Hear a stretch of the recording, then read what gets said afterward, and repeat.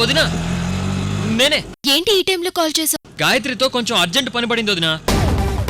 ఇద్దరం కొంచెం పవిత్ర రిసార్ట్స్ వరకు వెళ్ళి రావాలి. అరగంటలో నీ దగ్గర ఉంటాం. ముందిక్కడికొచ్చి పని పూర్తయిన తర్వాత వెళ్ళొచ్చు కదా పాండు. సారీ వదినా, చాలా ఇంపార్టెంట్ వర్క్. ఏమీ అనుకోవద్దు. నాకు తెలియని ఇంపార్టెంట్ పనులేమున్నాయి పాండు? సర్ప్రైజ్ వదినా, వచ్చాక చెప్తాగా. పాండు బాయ్.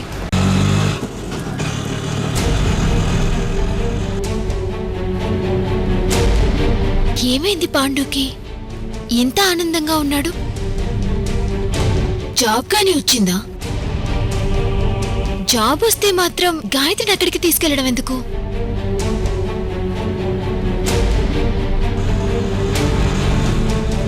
మాకు తెలియకుండా నువ్వెప్పుడు షాపింగ్ చేసావన్నయ్య? 10 రోజుల క్రితం ఒకసారి చేశానులే గాయత్రి. డ్రాలో గెలిచిన వారికి ప్రైజ్ ఎవరైనా తమ షాప్ లో ఇస్తారు గాని వీళ్ళు ఊరు బయట ఇవ్వడం ఏంటి? అందరూ ఒకేలా ఎందుకు ఆలోచిస్తారు గాయత్రి? ఎవరిష్టం వాళ్ళది. నువ్వు త్వరగా పోని.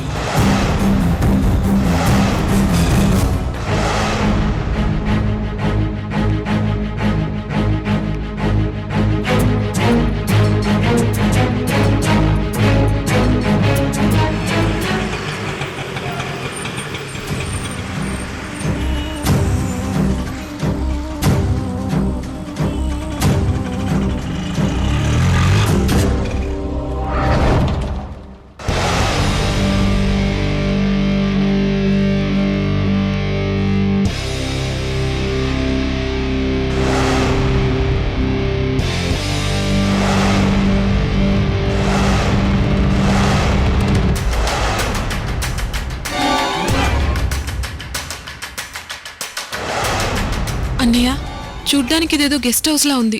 ఇక్కడికి ఎందుకు రమ్మన్నారు? గాయత్రి, ఇదా షాప్ వాళ్ళ గెస్ట్ హౌస్ అయి ఉంటుంది. అందుకని ఇక్కడ ప్రైజులు ఇస్తున్నారు. నువ్వురా.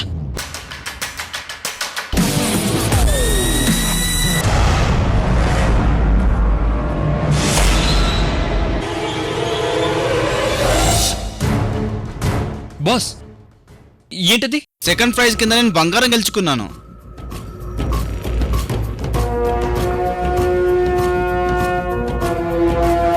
చూసావు చెల్లి, వాడు సెకండ్ ప్రైజు, నేను ఫస్ట్ ప్రైజు. నువ్వు కాలేజీలో జాయిన్ అయిన తర్వాత ఈ డొక్కాటోల్లో కాలేజ్కి వెళ్ళడానికి వీల్లేదు. నీకు కారు కొనిస్తాను, హ్యాపీగా అందులోనే వెళ్ళాలి. ఫుడ్ కూడా నువ్వు ఎక్కడ పడితే అక్కడ తినడానికి వీల్లేదు. మంచి వంట మనిషిని పెడతాను, నువ్వు రోజు ఆ ఫుడ్డే తినాలి.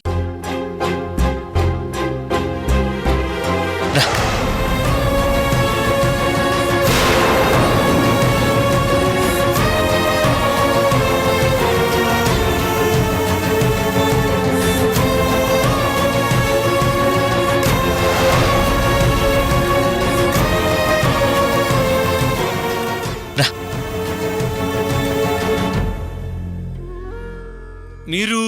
నా పేరు పాండు సార్. సార్ మీరా? Congratulations sir.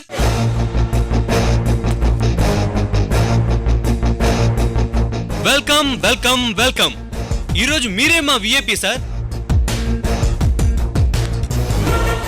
రండి సార్, రండి. రా.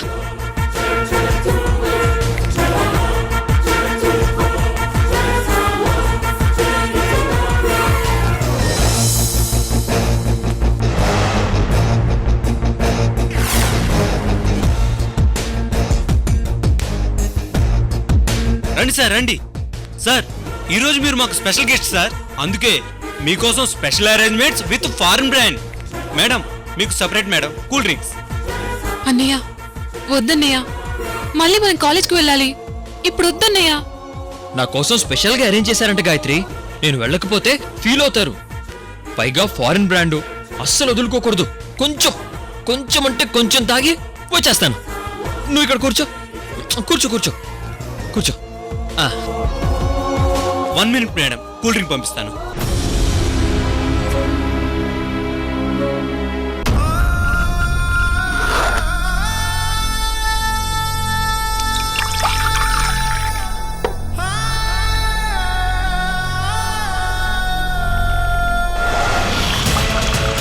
Madam cool drink. No thanks. Just formalities కోసం మేడం, తీసుకోండి. ప్లీజ్ వద్దండి.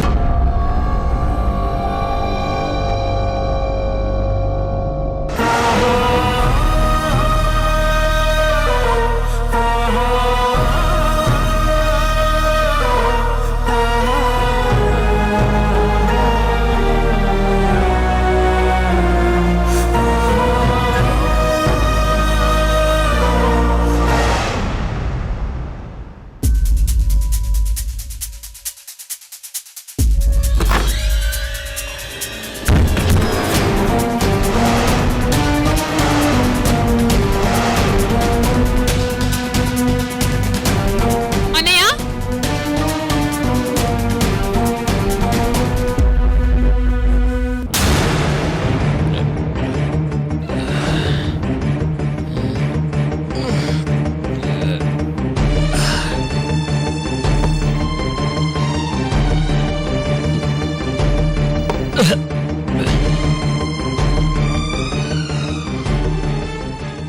గాయత్రి, గాయత్రి ఏమైంది?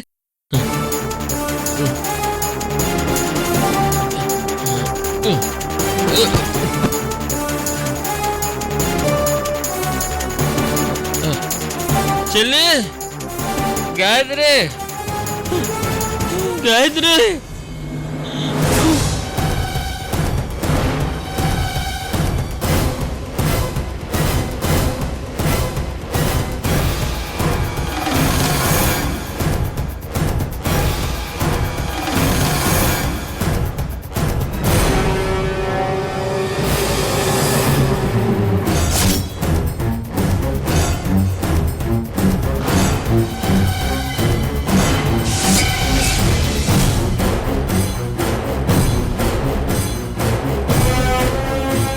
ఫస్ట్ ప్రైజ్ అన్నారు, 10 లక్షల క్యాష్ అన్నారు.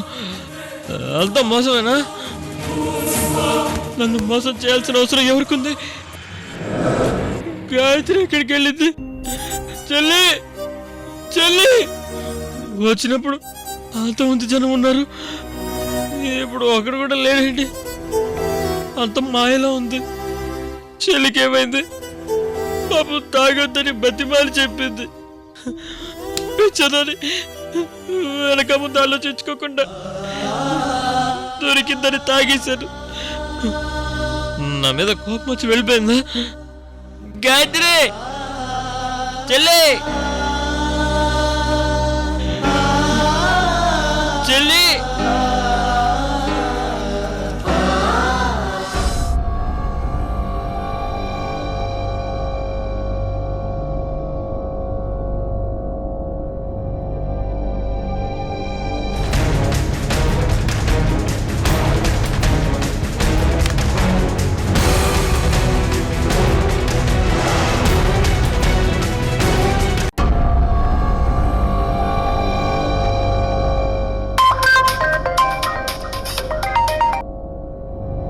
ఆ పాండు, వదినా, మేము మోసపోయాం వదినా.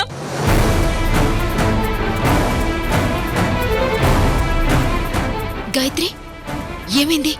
ఆ రోజు నేను కొట్టినవాడు మమ్మల్ని ట్రాప్ చేశారు వదినా.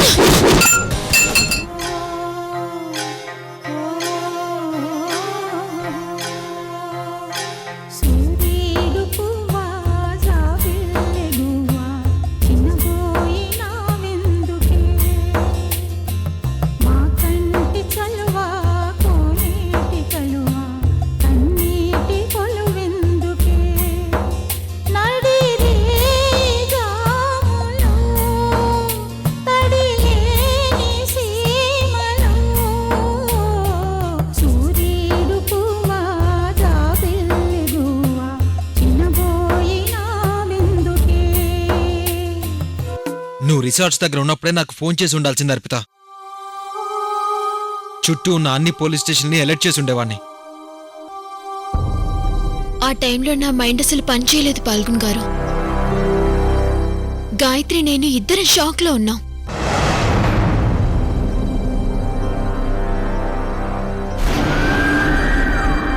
అడవిలా నిర్మానుష్యంగా ఉన్న ఆ ప్రదేశం నుంచి ఎంత త్వరగా బయటపడితే అంత మంచిదనిపించింది.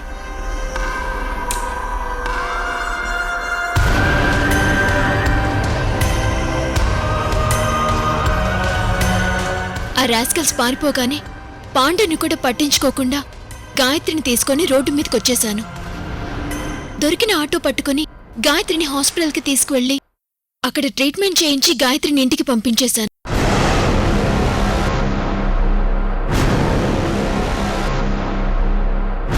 నేను డైరెక్ట్గా చక్రవర్తి ఇంటికి వెళ్ళాను.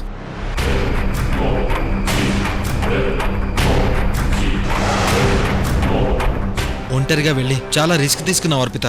వాడి మొహం, వాడు నన్నేం చేయగలడు పాల్గొన్ గారు.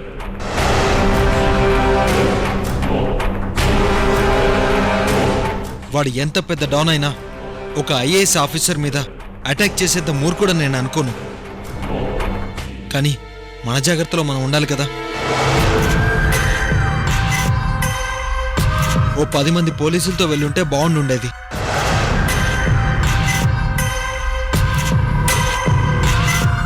ఆవేశంతో ఒక్కోసారి నువ్వేం చేస్తున్నావో నీకే తెలియదు అర్పిత. అలాంటి దుర్మార్గులతో కయ్యానికి కాలు దువ్వడం అవసరమా?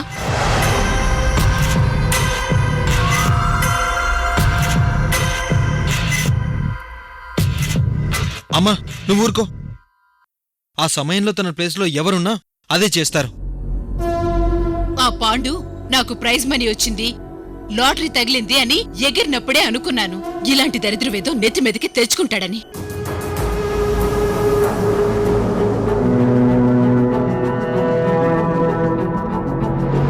ఆ తాగుబోతు వెధవ తను సమస్యల్లో ఇరుక్కొడవే కాకుండా పాపం ఆడపిల్లను కూడా ఇరికించాడు.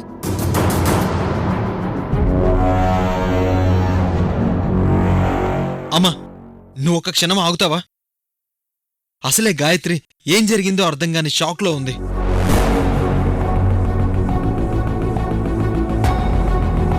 ఇప్పుడు నువ్వు ఇలా హేళనగా మాట్లాడడం పద్ధతి కాదు.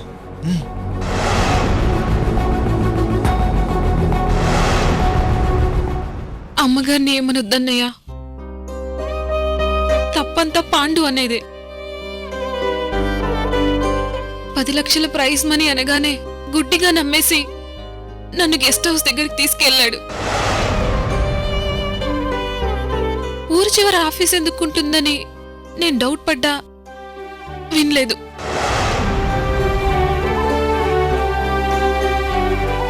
నేను బతిమాలుతున్నా వినకుండా వాళ్ళిచ్చిన డ్రింక్స్ తాగాడు.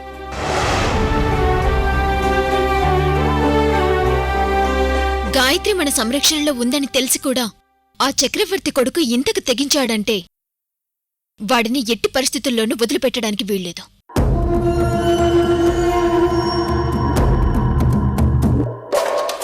వాడు కనుక నాకు ఇందాక ఎదురుపడుంటే ఒక్కడే కాల్చి పారేసేదాన్ని.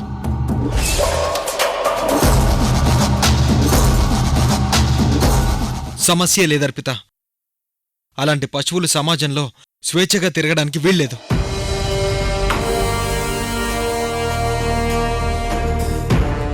నువ్వు కంప్లైంట్ రాసివ్వు, ఇప్పుడే అరెస్ట్ చేస్తాను.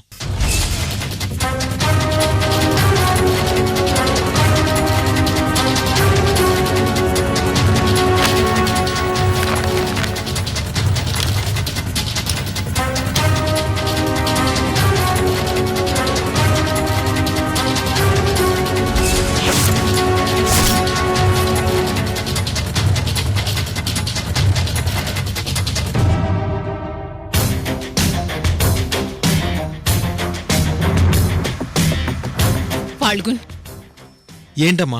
ఒక్కసారి ఆలోచించరా.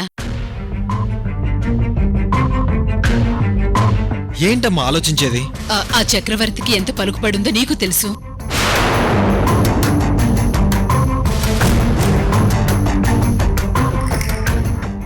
నాకు పెరికి మందు నూరిపోస్తున్నావమ్మా?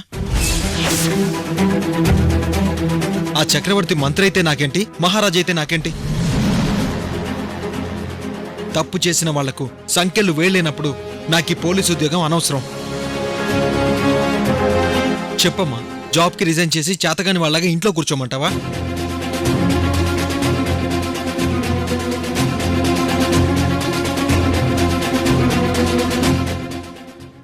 నువ్వు రాయి అర్పిత.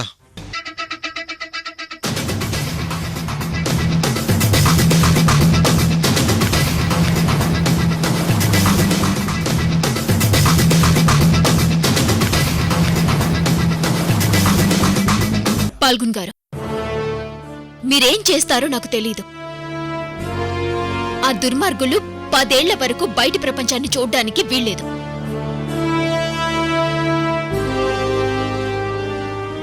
వాళ్ళు చేసిన తప్పుకు వాళ్ళు జైలు గోడల మధ్య కుమిలి కుమిలి చావాలి. ఖచ్చితంగా నువ్వనుకున్నట్టే జరుగుతుంది అర్పిత.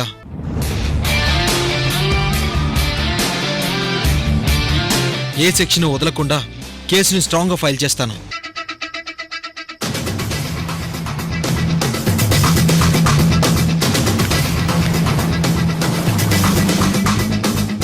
ఇప్పుడు నీ కళ్ళు చల్లబడ్డాయా?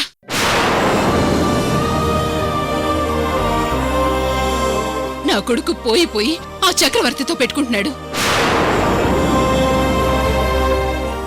వాడి ఉద్యోగమైపోతుందో తెలీదు, ప్రాణాలిపోతాయో తెలీదు. ఈ టైంలో కూడా మీరిలా మాట్లాడడం భావ్యం కాదత్తయ్య. ఇంకెలా మాట్లాడమంటావు? నేను మొదటి నుంచి మొత్తుకుంటూనే ఉన్నాను, ఆ దరిద్రాల్ని ఇంటికి తీసుకురావద్దు అని.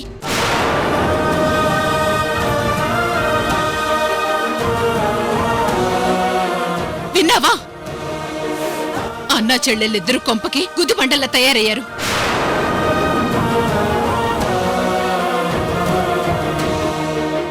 ఈ పిల్లకి ఈ రోజు జరగరందేదైనా జరుగుంటే పరిస్థితి ఏంటి?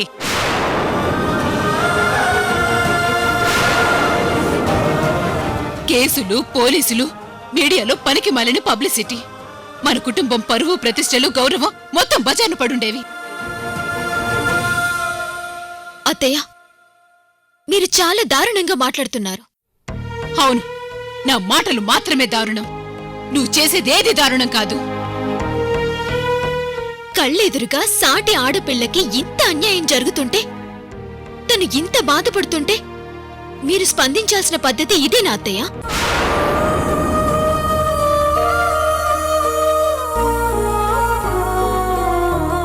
ఇదే మీ కన్న కూతురికి ఇలాంటి పరిస్థితి ఎదురైతే మీరప్పుడు కూడా ఇలాగే మాట్లాడతారా అత్తయ్య?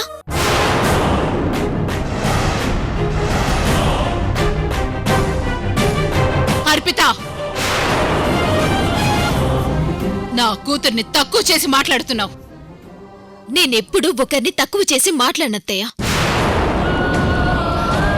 దయచేసి ఏ ఆడకూతుర్ని తక్కువ చేసి మాట్లాడొద్దని మీకు మనవి చేస్తున్నాను.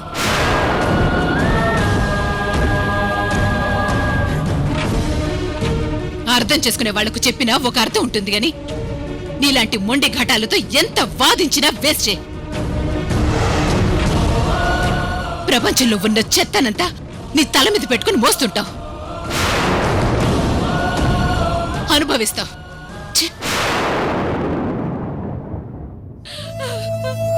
ఊరుకో గాయత్రి, ఊరుకో.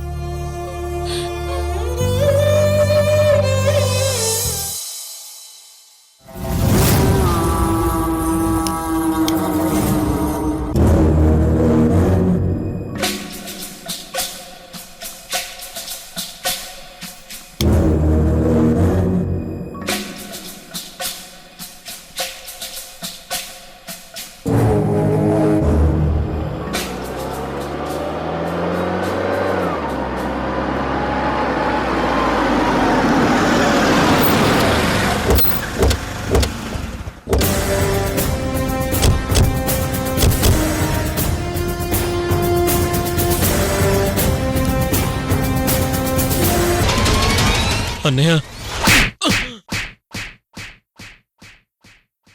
ఎవడ్రా నీకన్నయ్య? నీకీ ఇంట్లో ఉండే అర్హత లేదు. ఇంకొక క్షణం కూడా నువ్వు మా కళ్ళెదురుగా ఉండడానికి వీల్లేదు. పాల్గొన్ గారు